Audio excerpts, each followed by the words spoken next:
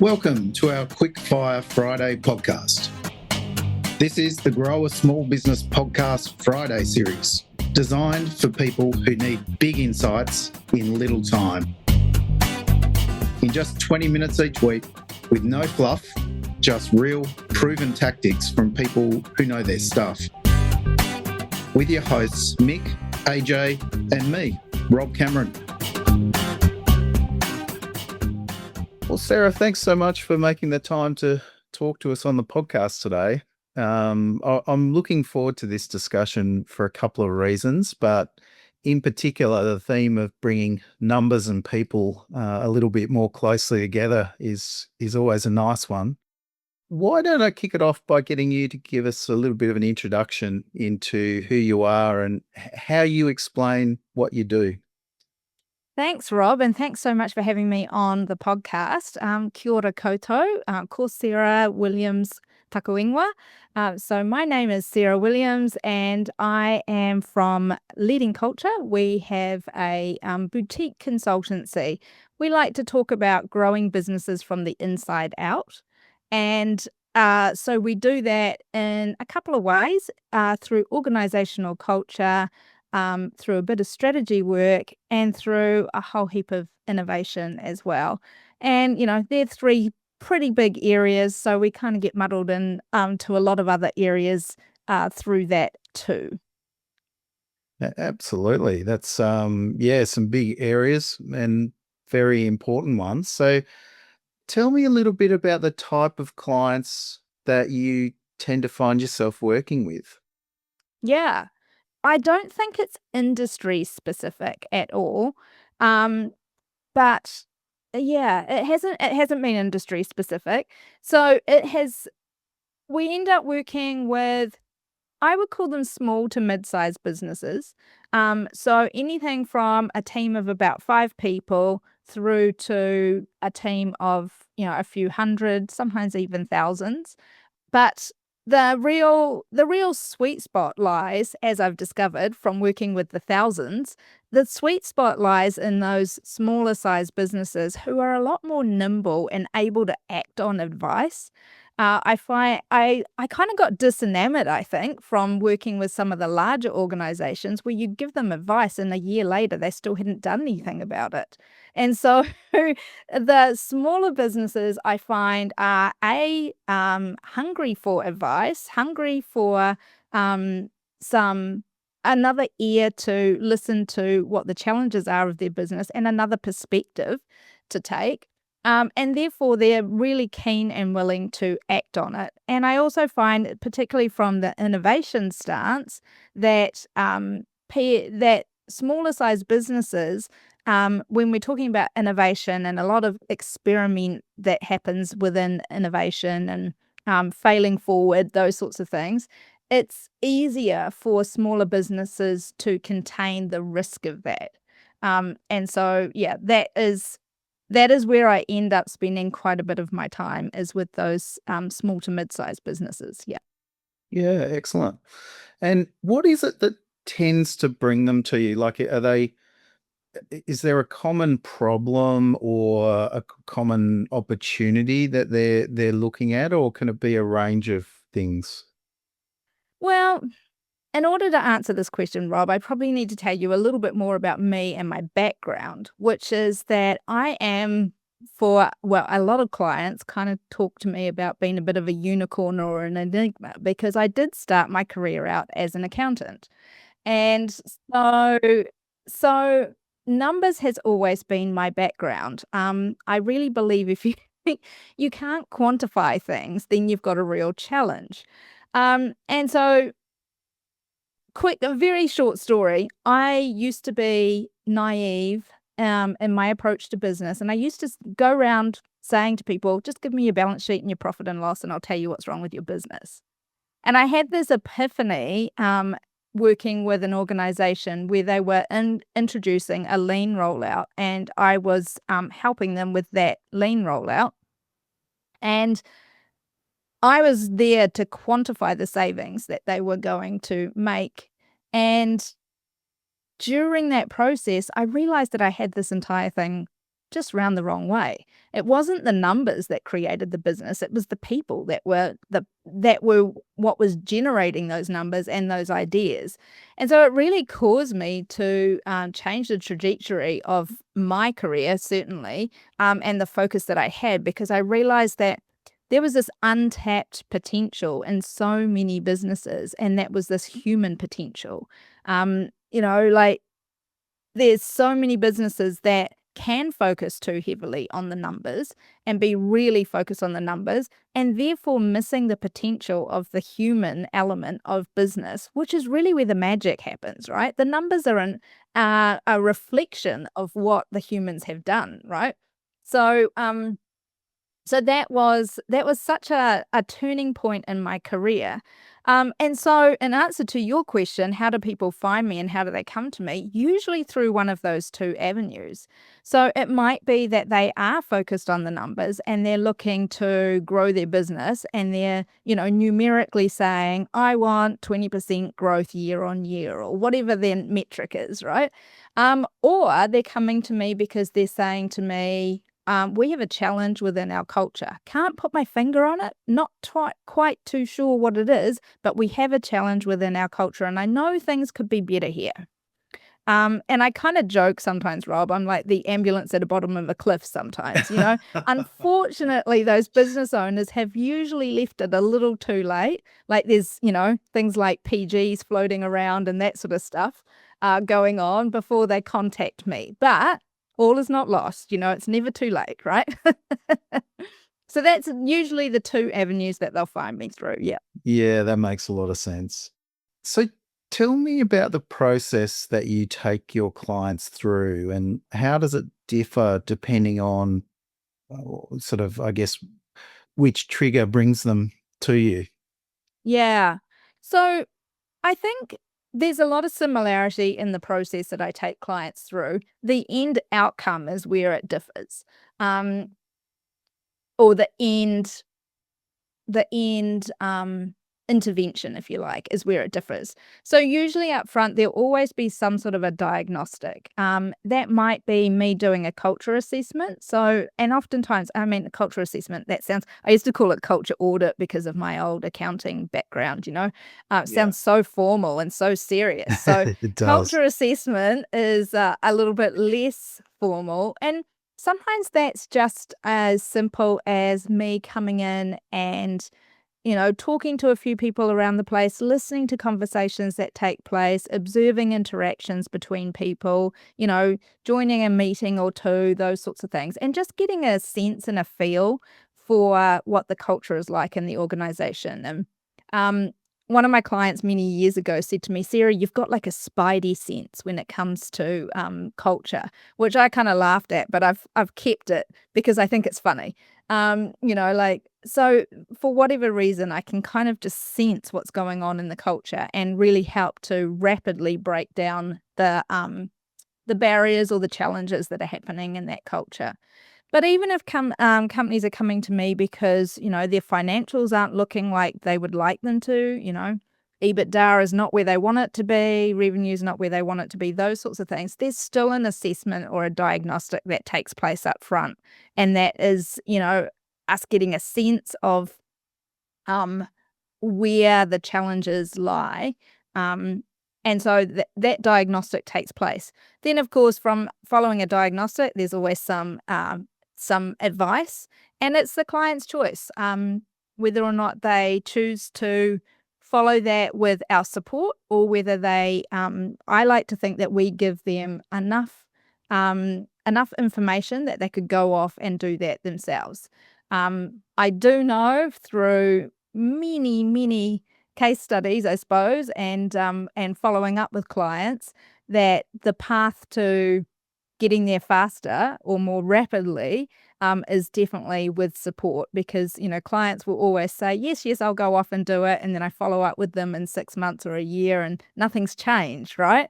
What happened? Business as usual got in the way, right? So I do really support the fact that if you want to go further faster, accountability and that support is incredibly important. Yeah. And then just out the back of it, as far as what out the back of it looks like, sometimes that can be recommendations of things like we run an innovation sprint, which is like 5 days rapid innovation, going from problem through to proven prototype in 5 days. Wow. And then there's support out the back of that. Yeah, like tons of fun. Yeah, it sounds like One of it. my most favorite things to do. And it might also look like some sort of a culture transformation program. So that's working a lot more with the hearts and minds of people. Like really drawing into what the values of this organization are and how do they show up in our day-to-day behaviors. So yeah, it can change all the way from that diagnostic. So a lot of times, I don't know whether you find this as well, Rob, but a lot of times it is a company coming in thinking they want one thing. This is what they're looking for, and it turns out to be something really different out the other end. And we will always make sure that we have really explained why this is the position that we're taking as far as advice for them, because I certainly don't want people thinking, well, hang on, I came here to get my messaging correct or get more sales, and you're saying that we've got a culture problem. So I'm really careful to make sure that our recommendations are very clearly spelling out why we see the things that we see. That sounds really powerful. So I guess to bring this to life a little bit, could you talk us through a case study of a client that you've worked with and just explain a little bit about what sort of state they came to you in? Hopefully not the bottom of the cliff, as you mentioned before with the ambulance, but Well, they're always my favorite ones to talk yeah, about, oh, though. maybe it will be there. And I guess where you've been able to take them through by sort of working through the process that we just touched on. Yeah. So I'll draw on a case study of a national. They're actually a arm of a larger organization, but they very much operate as their own organization. So there's about 40 across New Zealand as far as the team size. And when they came to me, they weren't in a terrible place. It certainly wasn't the ambulance at the bottom of the cliff, but they were a client that that was aware that they had some challenges, that things just oftentimes they say to me, things just aren't gelling and I can't work out why. And we're having people kind of just complain, and they're not really as engaged as they were before. They're not putting in the same level of effort as they were before. And so that process, of course, followed what I described earlier. I said to them, okay, well, I think the first thing is we need to get a sense of exactly what's going on here. And so I invited the team to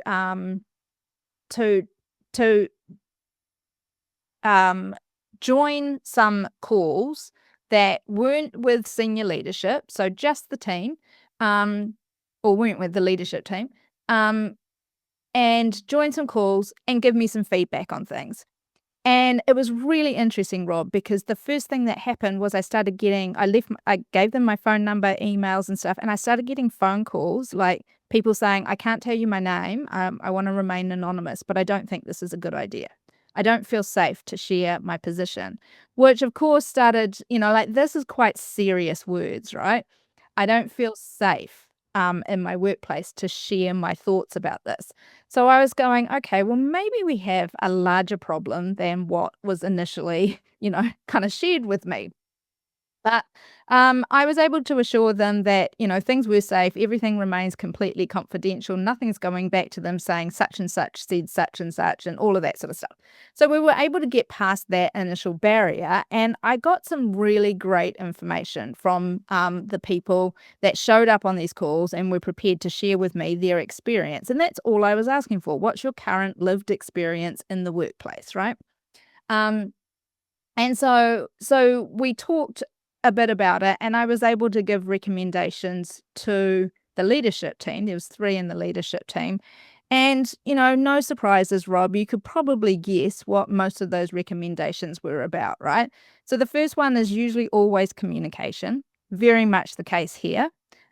Communication just wasn't clear from the leaders down, right? So people felt like they didn't know what direction this business was taking. They didn't know what was expected of them anymore. They were confused over, what their roles were, who even they were supposed to be reporting to. There was a lot of confusion around that.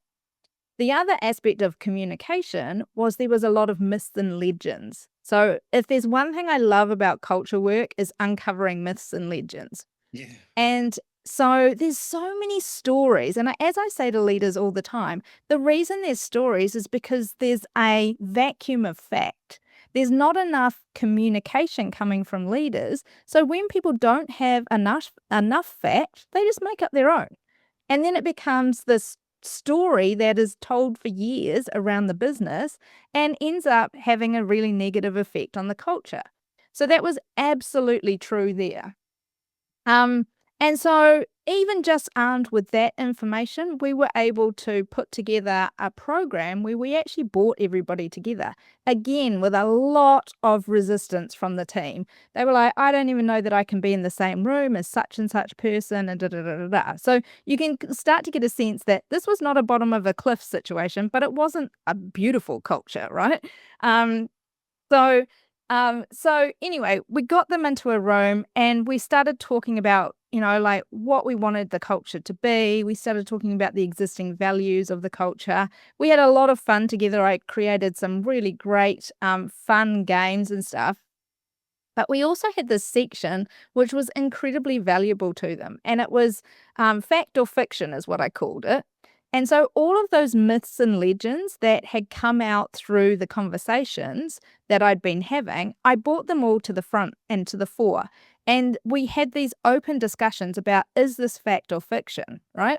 And so what was happening is the leaders were in the room hearing people say, no, this is absolutely fact because, back in 1987, this happened, like this sort of thing was going on.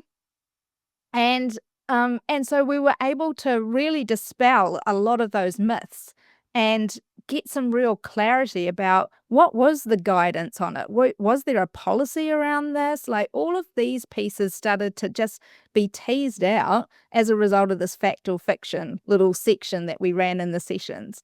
And so it was remarkable. We had 3 sessions in the end with the whole team. And the team's totally transformed now, completely transformed. In fact, I'm so proud to say there is now, so there's 4 main units of this business across nationwide. And there's now a culture ambassador for each of those units who they meet as a subset team. I think it's once a month now. But they meet and they talk about things that are influencing the culture in each of their stores, and they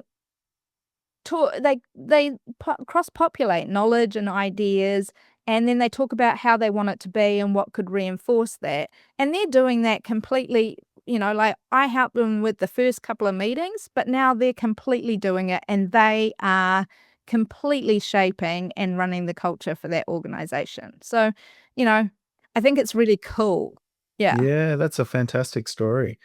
And from a numbers point of view, is the business performing a lot better after that intervention?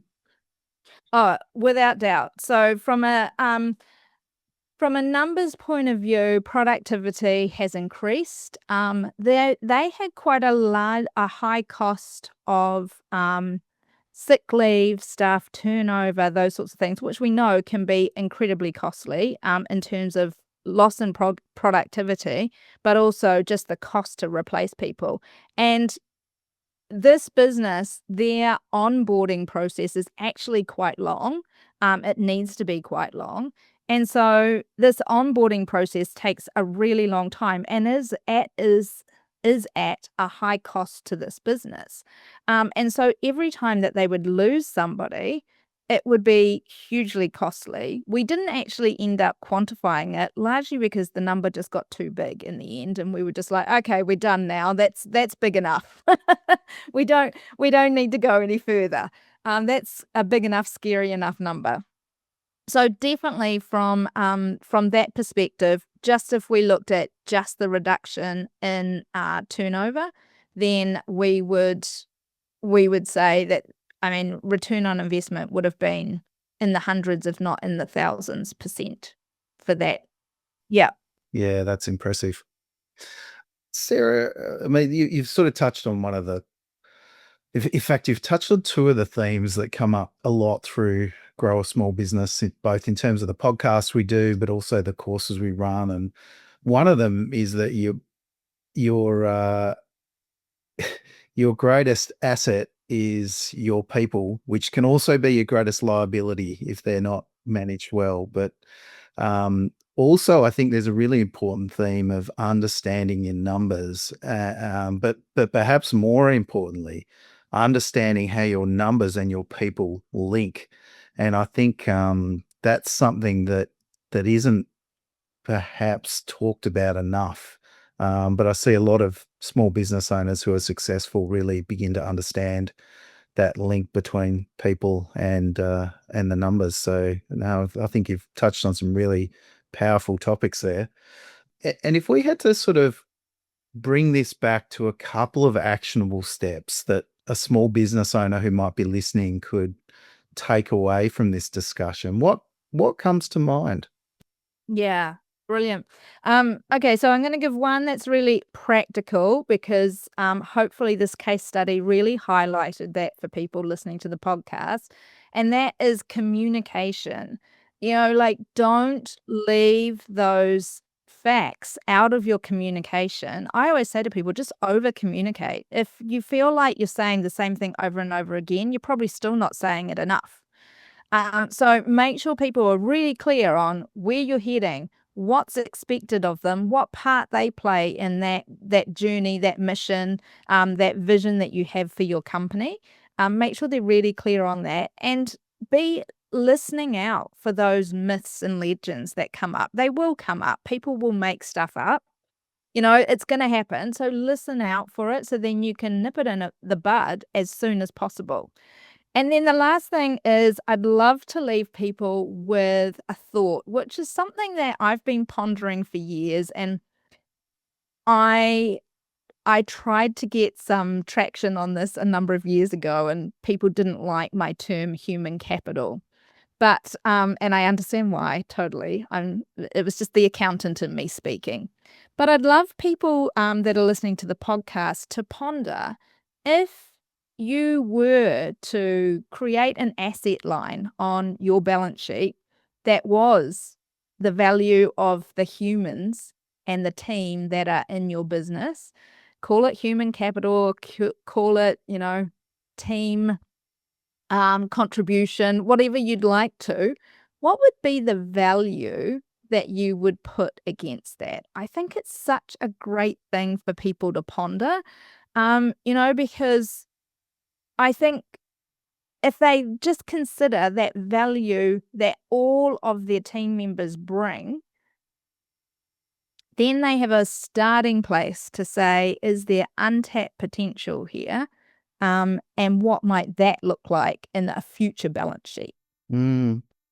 It's a really interesting point. And I guess if you were to take a business that had recently been sold and then say, well, what would it be worth if there were no people in this business? It's hard to imagine there'd be any value. So arguably people could be all of the value of a business. I totally believe that.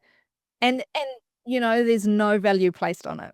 I mean, you could argue that's what goodwill is, but most people would argue that goodwill is like brand value. Well, what's really brand value, Yeah. I'd never thought about it that way, but that's great. Thank you, Sarah. And look, if people have got a bit from this discussion and are interested to find out more, where's the best place for them to go? Yeah, so directly onto the internet, www.leadingculture.co.nz. I also have an Ask Me Anything link. So if there has been something that's come up for people, they're more than welcome to jump into my calendar. So that's www.leadingculture.co.nz// whichever one it is. I can never remember what I'm supposed to say there. Ask, ASK, right? So really easy to find, and I'm more than happy if you've got a question that's come up from something that I've said or not said.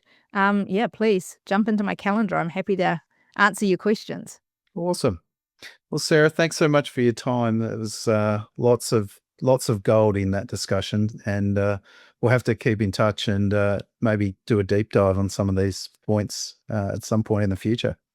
Yeah, I'd love that, Rob. That would be great. Thank you once again for having me.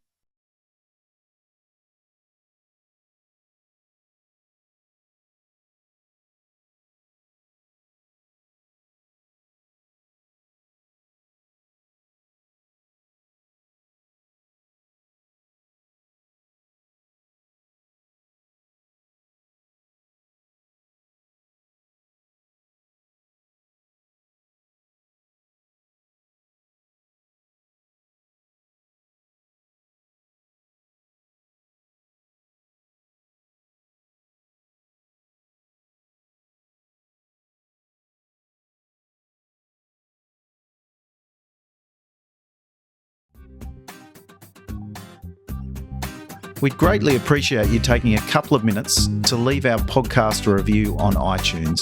If you don't have an account, simply follow us on Spotify.